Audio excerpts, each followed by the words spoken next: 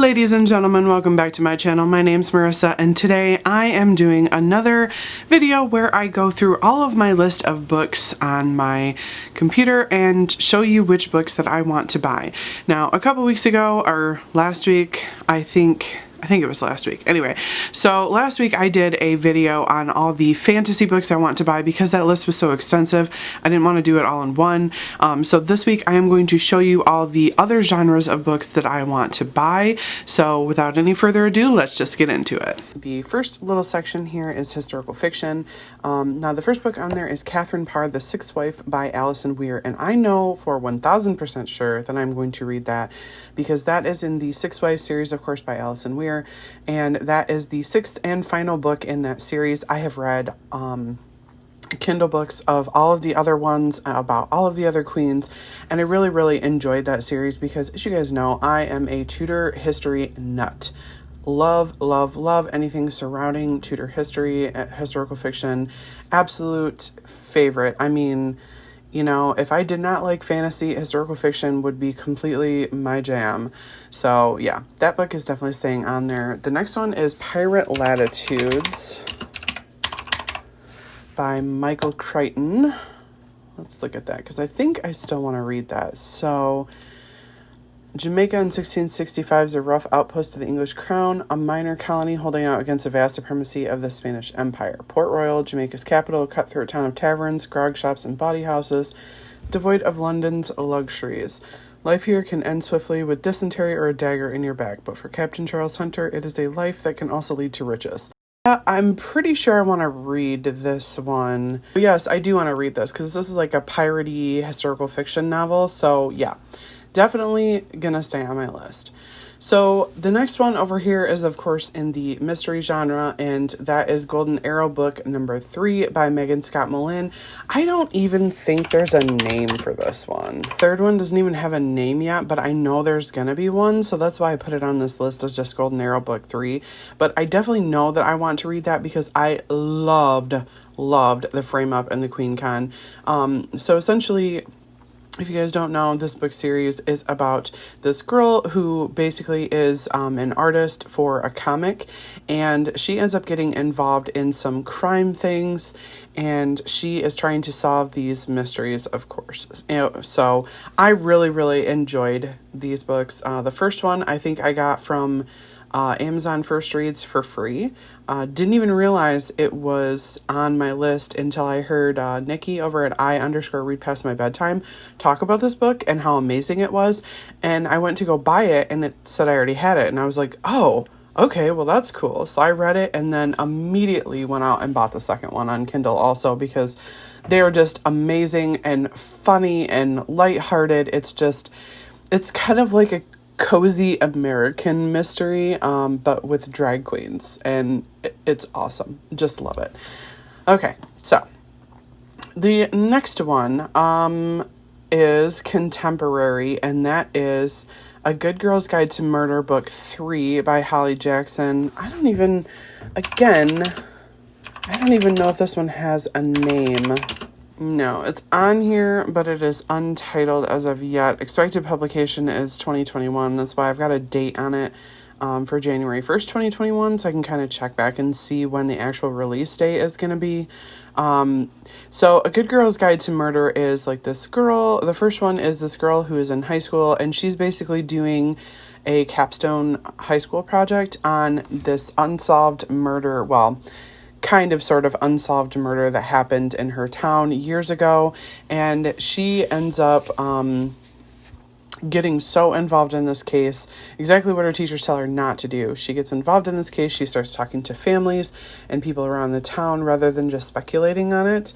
So she kind of gets herself really involved in that, and then the second book builds on that but also adds a new case to the scene. So I enjoyed the first book a lot more than the second, but I'm actually really eager to see what Holly Jackson does with the third book because I thought the first two were really good and they're very fast reads and I just thought they were great. So that's definitely staying on there. The next one is My Dark Vanessa by Kate Elizabeth Russell.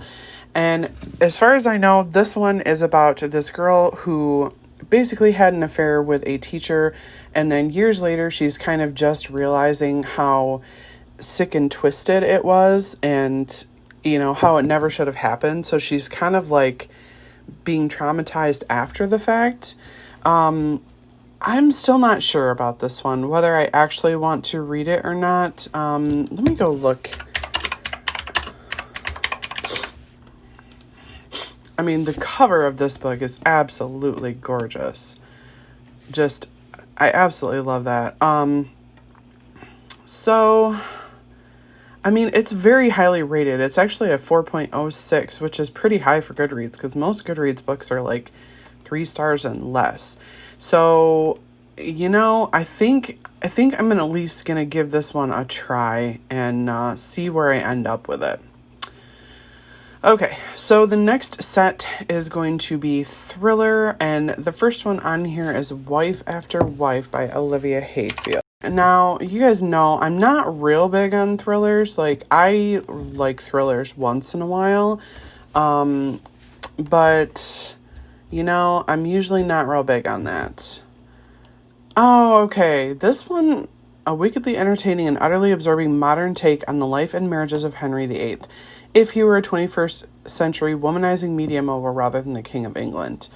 So, fiction, contemporary, I don't know why I have it in thriller.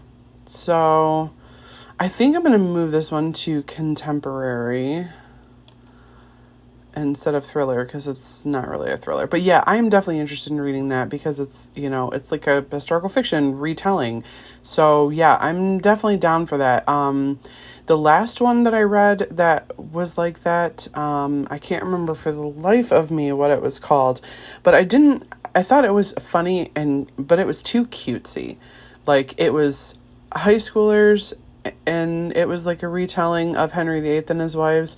So it didn't really make sense to me. I mean, Henry VIII he does kind of act like a high schooler, just, with his petty, petulant attitude. But I think it does make more sense in this context to actually be an adult. So I'm kind of interested to see how this one goes. Okay, so anyway, the other one that is on the thriller list is Pretty Wicked by Kelly Sharon. The daughter of a local police detective, 15-year-old Ryan has spent most of her life studying how to pull off the most gruesome murders in her small town. Oh, okay. This is the one where the girl is a serial killer. Okay, yes.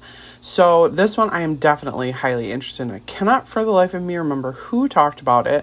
Maybe it was Murphy at Murphy Napier. I'm not sure, but yeah, this one definitely, I am down for that. I am obsessed with all things serial killer, and I think a book written from the perspective of a serial killer, like especially a teenage one, it's gonna be amazing. So I'm definitely gonna pick this one up. I think that actually just moved up my list of books to buy. So, okay. So the next set is science fiction, and the first one is This Mortal Coil. When a lone soldier Cole arrives with news of Lachlan Agata's death, all hope seems lost for Katerina. Her father was the world's leading geneticist and humanity's best hope of beating a devastating virus. Then, hidden beneath Cole's gene-hacked enhancements, she finds a message of hope. Lachlan created a vaccine. Okay, this is the one that Kayla over at Crack Into a Good Book read. And it was a little weird to be reading it during a pandemic, because it is kind of like about a pandemic. This one has really high ratings too. It's a 4.15. So yeah, that's pretty good. So I think I'm going to leave this on here, and at least try the first book and see how I like it before, because it looks like there's quite a bit in this series. Oh, okay, well, there's 3 books in this series, so, we'll try the first one and see how that goes. So the next one is Docile by K.M. Spara, I don't even know. Now, this one, I think a lot of people had problems getting through, because this is like where poor people, in order to pay their debt, basically become these dociles, and they can choose to take this drug that kind of helps them not remember. But this drug really is screwing people up for like the rest of their lives. So I think a lot of people had problems getting through it. I generally don't have problems getting through difficult books like this that involve people. You know, the only one of my real big triggers is brutal animal death. So yeah, I shouldn't have a problem getting through this. Hopefully it's a good book. It's a 3.49, so on Goodreads. So I guess we'll see. I'm still definitely interested to read this. So then the next book on this list is The Murderbot Diaries by Martha Wells. Now, I know that there are only novellas out at this point, but I do believe that the author is writing a novel for this series. And I've heard that just reading it for the character of Murderbot is like what most people absolutely love about this series. So I'm definitely interested in reading those because I keep hearing about them all over BookTube. So they're very hyped, and I am one of those people that tend to get really, really attached to characters. So, you know, I'm sure that I'm going to end up loving that. Okay, so that is it for science fiction. The next section is nonfiction. So this one is Boots in the Ashes by Cynthia Beebe. And this one I know that I heard about from Nikki and I_read past my bedtime. And this is about the author's time as an ATF agent.